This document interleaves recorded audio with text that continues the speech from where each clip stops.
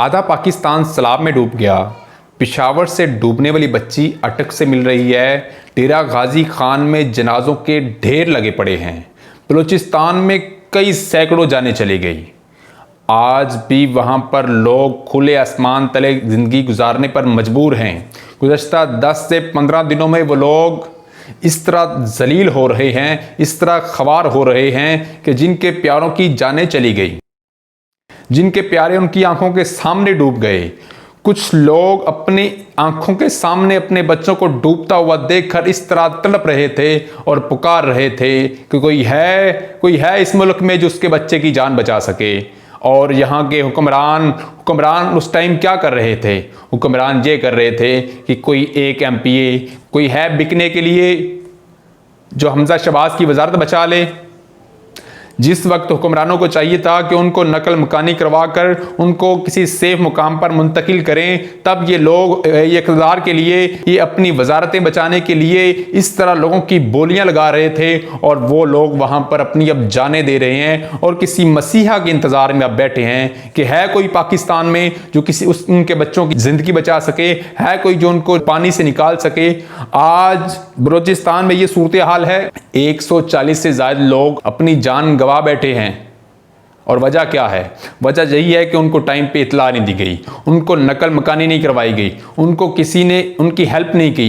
ये हुकूमत का फ़र्ज़ होता है कि पिछले कई सालों से पाकिस्तान में यही सूरत रही है कि हर साल सैलाब आता है और लोगों को नकल मकानी पहले से करवा दी जाती है। वहाँ पर टीमें भेजी जाती हैं कि लोग वहाँ से उठकर किसी सेफ जगह मुंतकिल हो जाएं।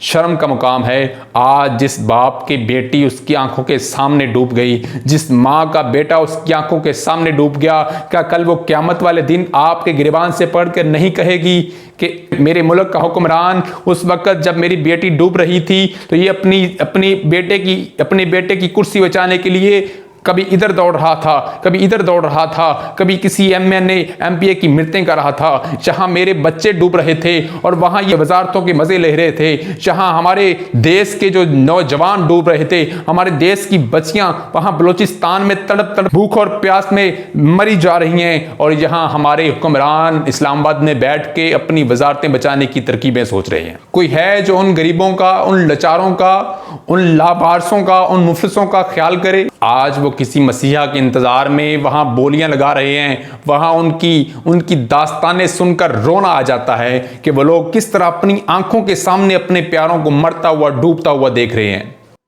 आज ये मुकाम है कि सखर बैराज से 3 दिन हो गए, 3 लाशें वहाँ पर घूम रही हैं। उस बैराज में घूम रही हैं लाशें पानी में, लेकिन सिंध हुकूमत क्या कर रही है? उनका शर्म से डूब मरना चाहिए कि वहाँ पर रोडी पुलिस कह रही है हमारी हदूद नहीं है, सखर पुलिस कह रही है हमारी हदूद नहीं है। जब किसी को पकड़ना होता है तो ये किसी के दूसरे शहर की हदूद से भी जाके पकड़ लेते हैं। और आज किसी की लाशें, खुदारा उनकी लाशें तो निकाल दो, आपने जिंदा तो उनको नहीं छोड़ा। वो अपनी जान की बाजी हार बैठे हैं, खुदारा उनकी लाशें तो निकाल दो, इस तरह तो अजियत ना दो उनको।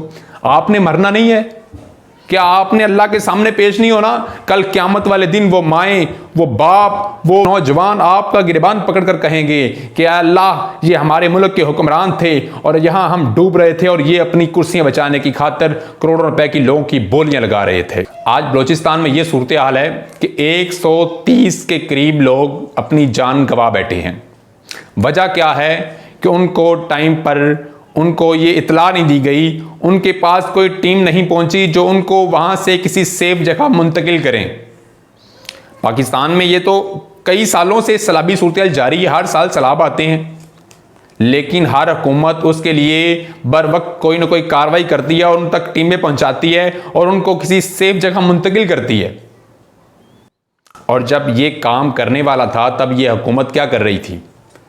ये शहबाज शरीफ साहब जो वज़ीर-ए-आज़म पाकिस्तान हैं, ये तब अपने बेटे हमजा शहबाज की वजारत बचाने के लिए कोशिशें कर रहे थे। ये एमपीए की बोलियां लगा रहे थे और वो जरदारी जिसको कहा जाता है कि एक जरदारी सब पे भारी, आज उसके सिंध में क्या हो रहा है? सखर में 3 दिन से 3 लाशें पानी में घूम रही हैं, उनको कोई निकालने वाला नहीं है।